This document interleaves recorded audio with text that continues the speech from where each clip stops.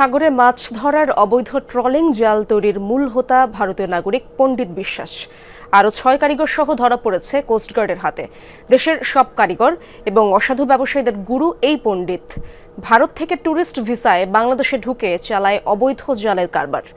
আগে একাধিকবার গ্রেপ্তার হলেও পাল্টায়নি পেশা। Amrapali fruit syrup, real magic in every drop. কোস্টগার্ডের অভিযানে আটক এই 7 জনই সাগরে মাছ ধরার বিশেষ জাল তৈরির দক্ষ কারিগর।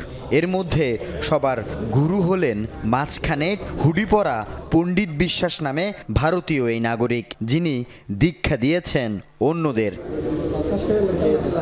অবৈধ অনুপ্রবেশ নয়, বৈধ ট্যুরিস্ট ভিসা নিয়ে বাংলাদেশে ঢুকে অবৈধ ট্রলিং জাল তৈরির কারবার চালিয়ে যাচ্ছিলেন এই পণ্ডিত।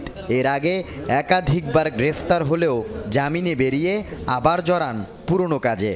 চট্টগ্রামে কর্ণফুলী নদী তীরবর্তী পাথরঘাটায় কোস্টগার্ডের হাতে ধরা পড়েন পণ্ডিত বিশ্বাস সহ 7 জন। তাদের কাছে পাওয়া যায় 12টি অবৈধ ট্রলিং জাল ও ভারত থেকে আনা সরঞ্জাম।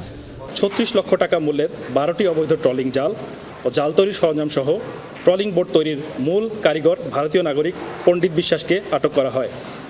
এ সময় আটক করা হয় 6 জন বাংলাদেশি কারিগর। ট্রলিং জাল তৈরির মূল হোতা ভারতীয় নাগরিক পণ্ডিত বিশ্বাস ভারতের পশ্চিমবঙ্গের দক্ষিণ 24 পরগনা জেলার বাসিন্দা। কোস্টগার্ড কর্মকর্তাদের দাবি, বিশেষ ধরনের অবৈধ ট্রলিং জাল তৈরিতে পণ্ডিত বিশ্বাস এত দক্ষ যে অসাধু মাছ ব্যবসায়ীদের কাছে তার বিকল্প নেই। এজন্য গ্রেফতার হলেও প্রতিবার তাকে জামিন করিয়ে ফের জাল তৈরির কাজে লাগায়। এসব জালে ছোট বড় সব মাছ ধরা পড়ে। কিছু অসাধু ট্রলিং জাল ব্যবসায়ী ও চট্টগ্রামের বাঁশখালীর শুকুর কোম্পানি এবং জাহাঙ্গীর কোম্পানির সরাসরি হস্তক্ষেপে খুবই অল্প সময়ের মধ্যে সে কারাগার থেকে জামিনে মুক্তি পায়। তার যে কাজ আমরা দেখেছি সে অবশ্যই এই বিষয়ে যথেষ্ট দক্ষ বিধায়ী তাকে একটা বৈদেশিক একটা পার্শ্ববর্তী দেশ থেকে বাংলাদেশে এনে কাজগুলো করানো হয়েছে। ভারতীয় নাগরিককে বারবার জামিন করানোর চক্রের বেশিরভাগই বাঁশখালীর জাল ব্যবসায়ী। তাদেরকেও আইনের আওতায় আনার কথা জানায় কোস্টগার্ড।